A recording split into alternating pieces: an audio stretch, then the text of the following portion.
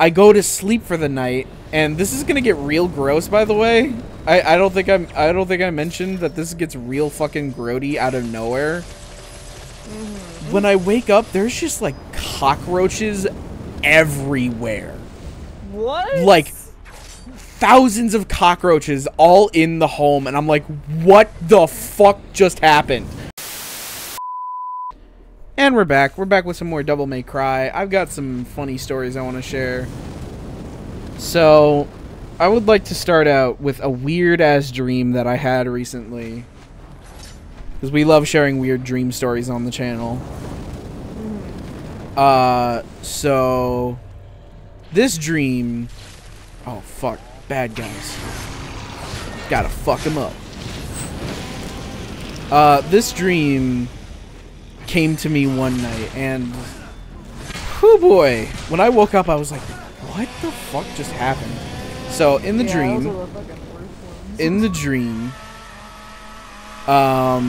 So it starts out with me and this girl. It's not a real girl. It was like a totally fictitious woman. But I had a little crushy-wushy on her, right? As you do, as you do. Fucking see ya. And so I'm putting the moves on this fictitious woman. And are you gonna drop the name of this fictitious woman, or are you gonna just I don't think she had a name. I don't think she had a name. That's the thing. I thought you were talking about like somebody like an actual fictional character. No. Literally, she was a dream. She was a literal dream woman, as in she was made specifically for the dream, and she no longer exists because I'm not having the dream anymore. But so I'm putting the schmooze on, right. And then fucking out of nowhere introduces the most interesting out of nowhere character to ever come out of this dream. The fucking Weeknd starts putting the moves on her. And when I say the Weeknd, I literally mean the Weeknd, like the musician. The fucking Weeknd starts putting the moves on her, and obviously because he's the fucking Weeknd, she's not interested in me anymore, so I'm like, oh, that sucks. But then, out of nowhere, there is this, like, weird, like, COVID-esque infection that starts happening in the dream. But for some reason, it had some, like, weird, like, Left 4 Dead logic where there are a select group of people who are completely immune to it. Like, you have the infection, but you have, like, 0 symptoms. Like, you're perfectly healthy. And so they have you in these, like... these special quarantine homes that they made specifically for people who are immune to the disease. And so I'm one of those people who are immune to the disease, right? And so like that part of the dream starts with me like at the store. I'm shopping to get food and supplies to live in this new house, right? And so you know, and like I get to the house, I'm like, hey, this ain't that bad. Maybe this will be all right. What the fuck do I do here? I get there, I'm like, hey, maybe this won't be so bad. And like, I go to sleep for the night, and this is gonna get real gross, by the way. I don't think I mentioned that this gets real fucking grody out of nowhere. When I wake up, there's just like cockroaches everywhere. What? Like thousands of cockroaches all in the home, and I'm like, what the fuck just happened? Where did these guys come from? They're fucking everywhere, and I'm freaking out. And I call the people who like who are in charge of like the homes. And I'm like, yo, there's a fuck ton of cockroaches. Does anybody else have this problem, and can I get some help? They're like, no one else is having problem with cockroaches. And so I have to go stay with, like, another group of people while they go, like, exterminate all the cockroaches. And that's when I wake up. Bruh. I was like, what the fuck just happened? What was that dream? Like, I knew I didn't want to forget the dream, so I wrote it down. I was like, this needs to be documented. Just because of how fucking weird it is. Yeah, it's like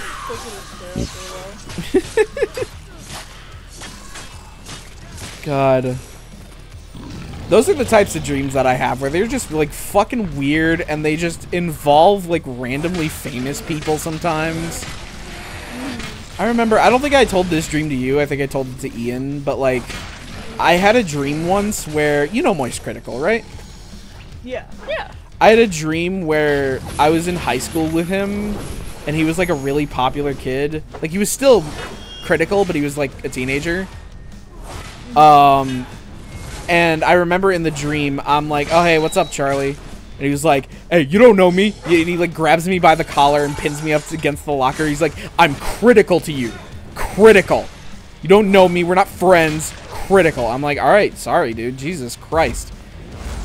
And then, like, later... To make sure that you knew your place, bro. Exactly. Dream Critical wanted me to know my place. Fuck.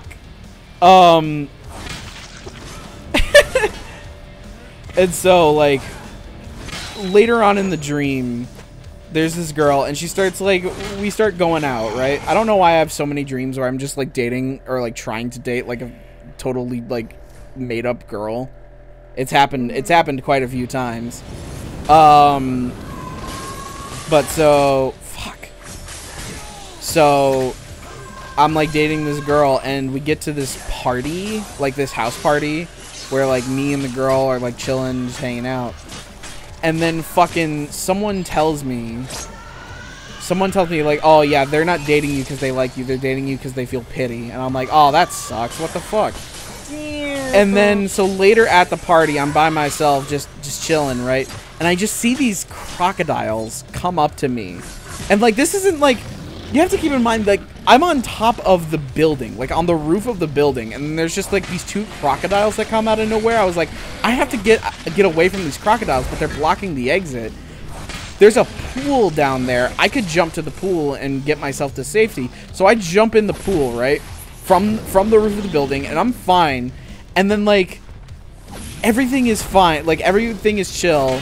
Like, I'm totally fine. People are freaking the fuck out, and, like... The next day, I'm back at school, and everyone's being super nice to me, and I'm like, what the fuck is going on? Like, usually no one gives a shit.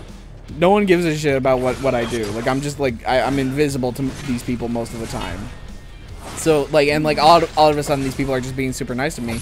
And so I'm like, what the fuck is going on? And they were like, oh, we heard you tried to kill yourself at the party last night. I was like, what? And that's how the dream ends. Like, me saying what, and then the dream's over. What the fuck, dude? I have no idea what the fuck that was. Oh my god. I'm sure, like, the people who believe that, like, dreams have some kind of meaning have a field day with all the dreams that I have. Or could have a field day. They're like, bro...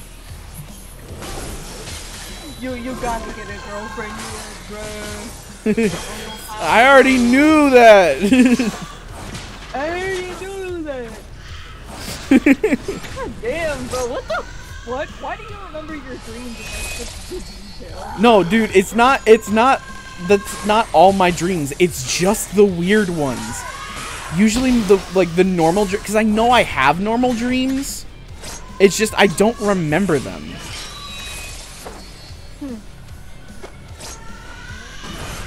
Interesting. You're gonna do like a psychoanalysis. Yeah, someone who does like dream psychoanalysis, figure out what my dreams mean so I can make some semblance of sense to them. Alright, you motherfucker. Bitch ass ninja. Yeah. Fuck you! That's so fucked, dude. What? Yeah, that's actually so messed up. I was thinking about like your dreams and stuff, dog. What? We're being nice to you because we thought you were gonna you're gonna kill yourself. And it's like, huh? And that's how it's funny too, because like that's straight up just how the dream ended. And that's when I woke up. I was like, what the fuck was that? Oh, man. I love that part in the dream where there's fucking Critical for no reason too. He doesn't show up again in the dream, but he's like, "You don't know me. We're not friends. It's Critical." Oh shit. Damn, Charlie, I thought you were chill, bro. What the Charlie, what the fuck? I haven't done anything to you. Why do you give a shit?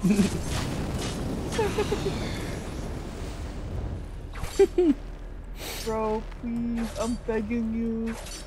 Be nice to me. Be nice to me. I can't get over the crocodile bit either. Yeah, that's fucking hysterical. I did it. I'm so Yay. cool. Demon's Den. What mission? I gotta check. This is important. Mission list. Oh shit, dude. We're on like the third to last mission. We might beat the game tonight, dude. We might beat the game. Ew. You make quite the team. I'm stronger. I'm smarter. I'm better looking. I'm stronger, I'm smarter, I'm better looking. Let's not keep him waiting. I am better. I got a bigger dick. He said it. Yeah. Oh shit. Oh fuck, is it puzzle They time? must know we're coming. Just as Cap predicted. So, what do we have to do here again? Kickstart the backup generators in Limbo to overload the system so I can hijack the quantum encryption algorithms. That's it. But, Ooh, there's a thing down there. could you say that first bit again? So, you have to kickstart the generators. 4 of them, right? Yeah, that's right. One in each tunnel. Oh, I thought I had to do like a puzzle. Okay. Well, that makes me look a lot less stupid. Only a little less, though. Well, time to go kickstart these generators. Yeah, have you been having any weird dreams recently? I know you told me about the Captain Rex one with fucking Vader.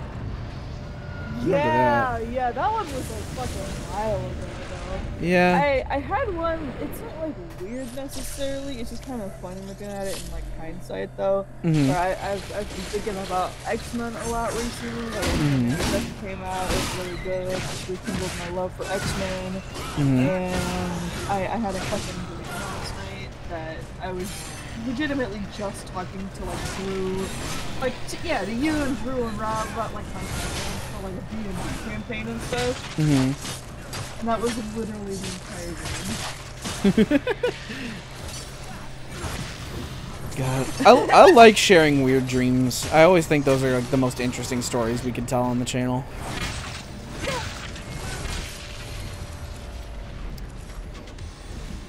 Fucking, did I do it?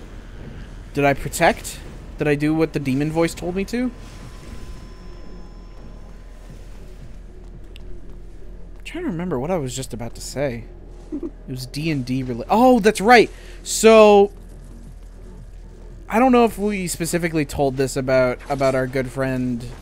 I'll give a fake name to protect them since, you know, we haven't seen them in a long time. We don't know if they're a bad person anymore. But our good friend Jason, that'll be his fake name. He had a D&D character in your X-Men D&D campaign. Oh my fucking god, dude! So Nah, ain't no way. No, I'm pulling the character sheet up right now. We need to go over this. we need, yeah. I think it's still there. Like, I know I deleted some of this stuff, but I kept this character sheet in particular. Oh my this god. This is crazy. It's okay. This is 5 pages long, right? And like legitimately the questions that he answers, okay, he goes through like all of like this is just so bad. And he's got like an entire page worth of content just like trying to describe his character. But it's like that thing like when you're first writing a character and you have like a bunch of jumbled ideas and stuff and it's not like a really solid way. That's just it. That's the entire fucking thing. What are you talking about? That's the perfect way to have a D&D character sheet where it's just a bunch of jumbled bullshit. Isn't that awesome? No. Don't you love that? No. No!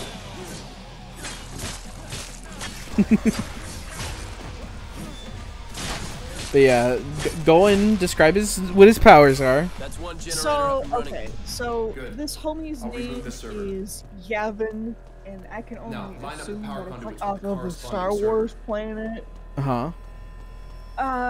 He has no applicable last name. He doesn't tell people what it is. Very he's a dork. edgy.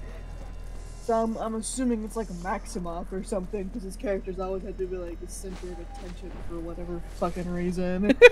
But he can communicate with inanimate objects. So that's not just like technology or like vehicles, but like a chair or a fork. Like they have a consciousness. And it's like, huh? So he's got,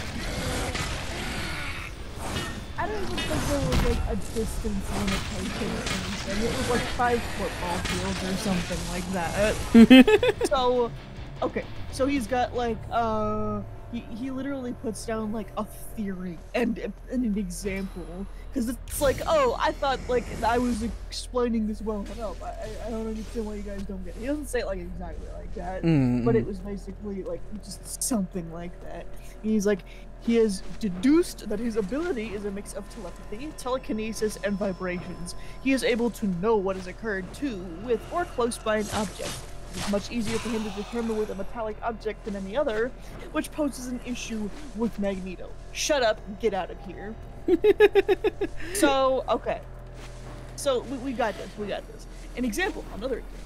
Someone commits a murder, and he finds a knife. He is able to tell how that person died because the knife is able to tell him. So he's able to telepathically communicate with inanimate objects, not people. He can convince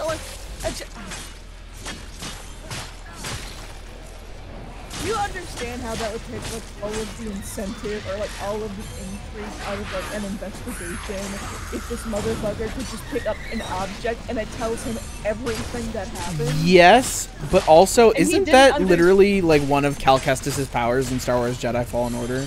That's literally something he does. It's a fucking force echo. I don't understand. But even that, it's not like everything. Because he's insinuating that he can do that with like everything. That's not the case with Cal Kestis. He can only do it with like certain items that have like a strong like force echo or like a force presence to them. I think. Yeah. I'm not describing that like as well as I could be, but I don't think it was. There's I don't just- think it was heavily described in the game in the first place, or if it was, like that was definitely not like something I gave a shit about when I first played the game. Oh my god, that's so funny that that's basically what it is, but as like an X-Men mutant power.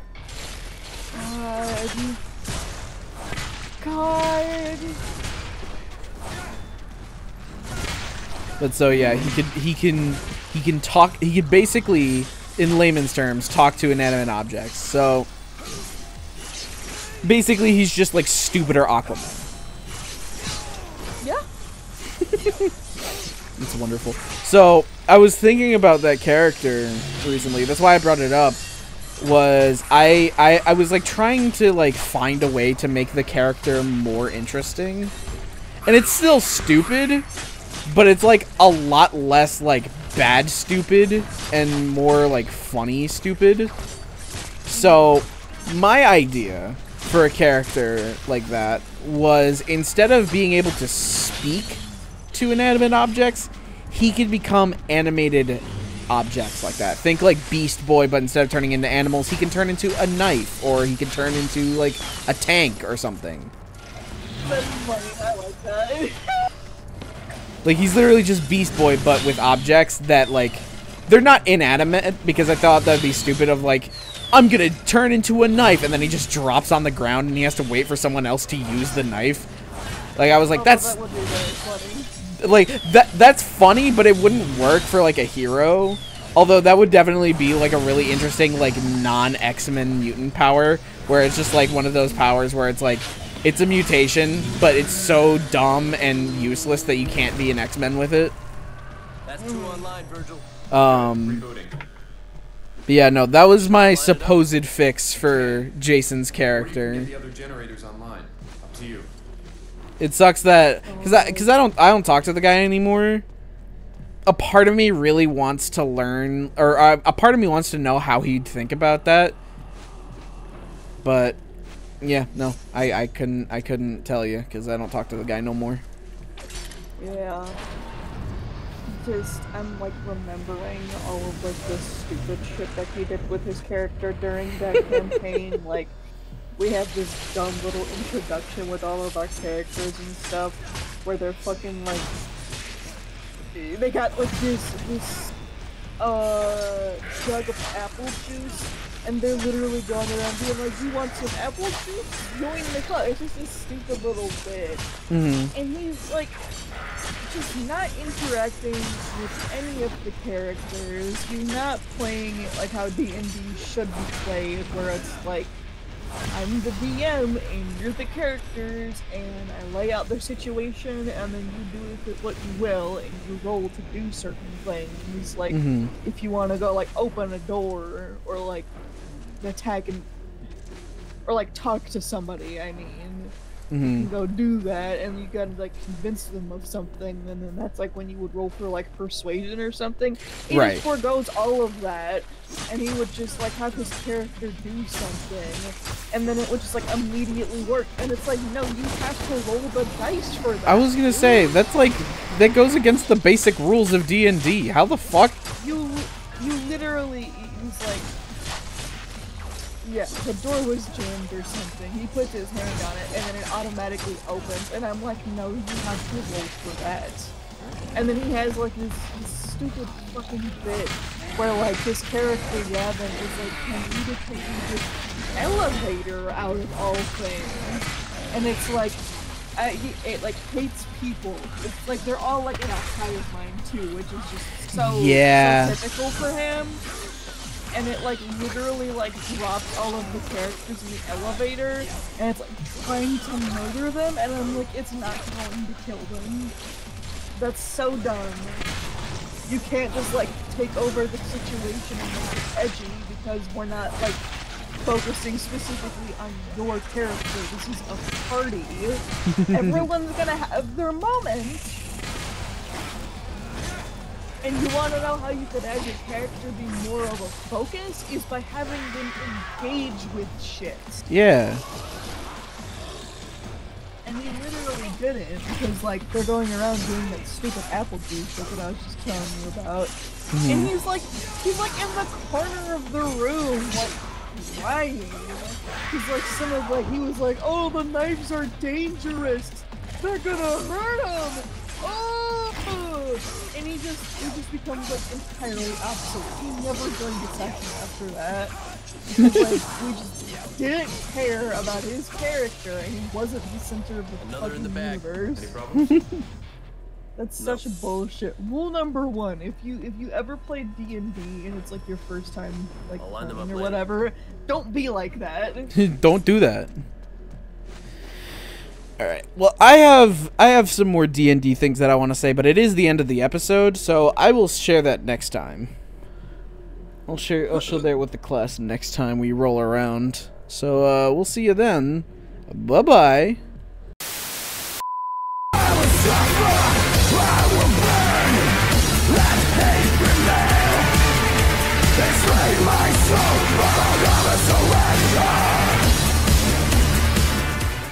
How to get Anna Yappin 101 mention Jason. I'm like, oh.